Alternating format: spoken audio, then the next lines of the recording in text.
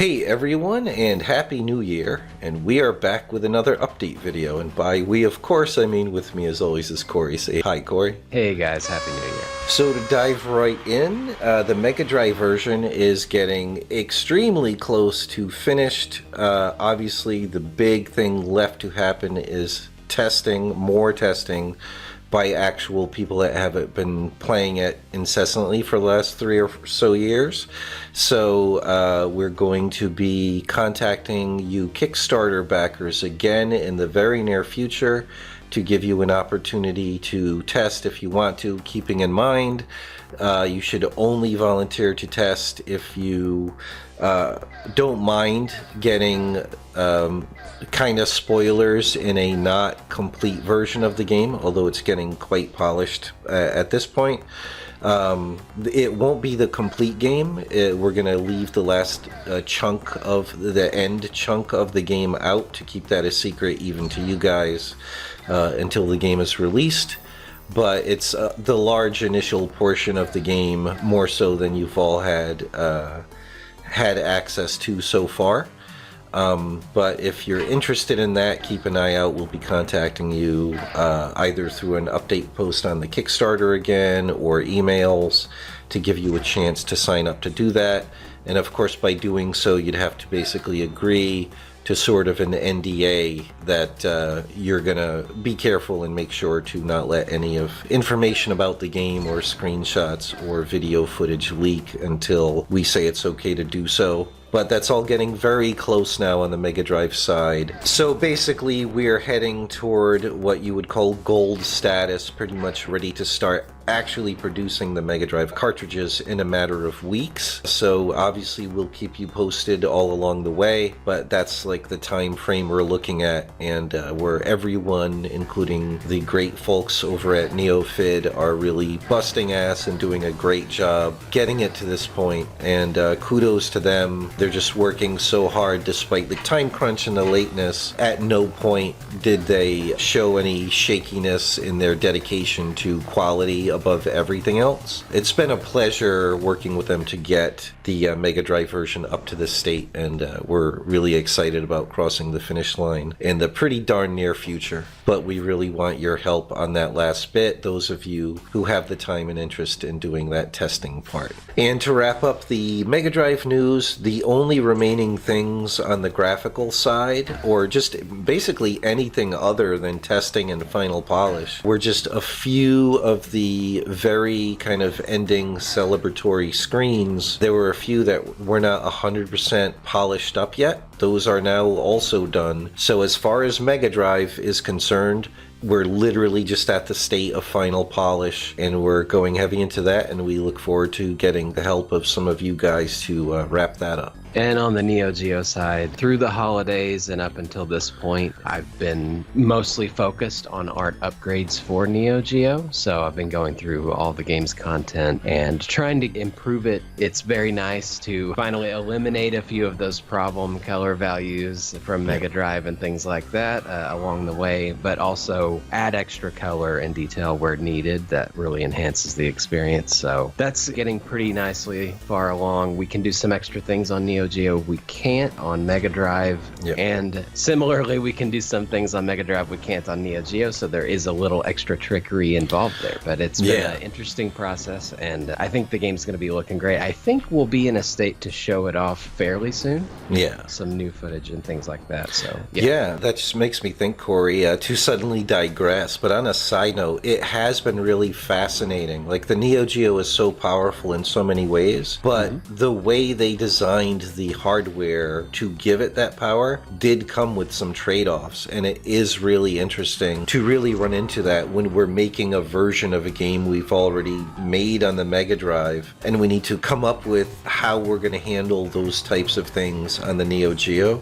How do we use this very different technology with very different abilities to get a similar or equivalent effect? Someday that could make for a really nice, when we get back into making, when we have a little more time, other than just the DaemonClaw crunch. Once that's over, getting back into doing videos like our forensic pixology video, doing like a Neo Geo forensic pixology and talking about DaemonClaw and the things we had to do. Absolutely, yeah. We're looking forward to having those talks, and we do want to record some of that stuff and put it here. Yeah. Some of the information will be in the art book that some of you backers also ordered in the campaign, and we're actually going to start this week, laying out some of the actual pages, and then so every week we'll keep making progress on that to synchronize with the release of the PC and MegaDrive version, and eventually Neo Geo version as well, for all of you backers to have access to via Steam and stuff like that. So that also is still in the works, and that will also have some little hints of the behind the scenes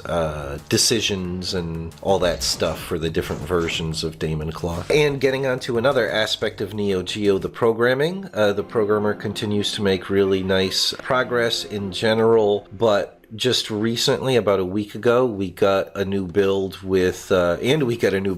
just yesterday as well. But the previous new build was focused on the second iteration of the second playable character. So as you guys know, if you've been watching our videos, you need to get something into the game in a rough mode with your general ideas, get it working in general, so you could play test it and make your iterations and your tweaks to the gameplay design, movement speeds, animation speeds, even the size of the characters and their attacks and all that stuff. It all needs to be a very iterative process to get it in, see what works, see how you can improve things. Sometimes even removing things is better than leaving them in, although that's not been the case in this character. But the point is, we're now heading into the third stage of iteration, at which point right now it's safe for us to start cleaning up all of the currently unfinished work in progress art for that character. We don't want to reveal the character yet until the art and gameplay is even more polished, but it's moving in a really cool direction. And remember, this character is specific to the Neo Geo version and designed in a way to really help show off the graphical horsepower of the Neo Geo. So we look forward to you guys being able to see that in future update videos. And then finally, on the PC, or what we also call the modern version of DaemonClaw, progress continues to be made on that. Obviously, any work that Corey has been doing on enhancing graphics for the Neo Geo, that is like the foundation for the PC version, but then it gets widescreen, and then we can add nice semi-transparent effects and things like that into the PC version. So on the visual side, as Corey makes progress, that also counts as progress on the PC version. But also I have managed over this holiday season to make some additional progress on the final boss fight, but there's still a long way to go on the PC version. Like our first version that we're going to release for widespread testing to you guys of the PC version is going to be just Elrik, just the default character, and just the normal difficulty setting, and then I'll start adding in the other difficulties, the second playable character, who is again a unique character on the PC version, and all that stuff. So it's going to take time on the PC version to get fully featured. Yep, good. Yeah, another thing on the visual design side is like all of the sort of enemy and environment upgrades from Neo Geo will work perfectly well as is on PC version, but there will be some extra work for things like compensating for a wide screen, for lots of screens and title screens. Maybe even in the boss fights there might be a little extra work that has to be done, like if you can see a little further than you could before on one side of the screen. So that'll be an extra pass I'll be making to make sure it looks great at that full format and everything. It should, theoretically, it should end up being the nicest looking version of DaemonClaw that exists at the end of the whole process. But we have that plan of releasing it sort of in phases, you know, kind of thing. Exactly. exactly. As each level of polish continues. Yeah. Yep, and somewhere along that process, obviously the modern version that all the backers are going to get via Steam, they're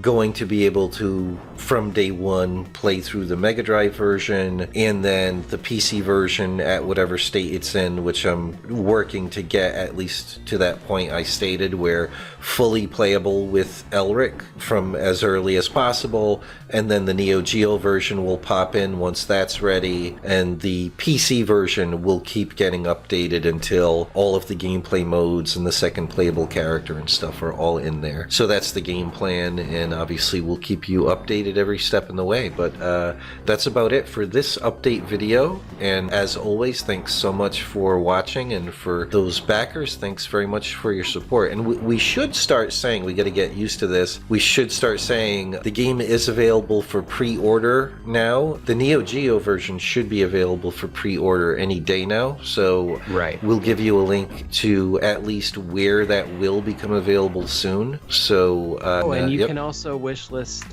on Steam as well. Yeah, absolutely. Good point. Moment, so yep. Awesome. All right, but that's it for this video. Thanks again so much, everyone, and we'll be back again in not too long with another. We'll be back again with another update in not too long.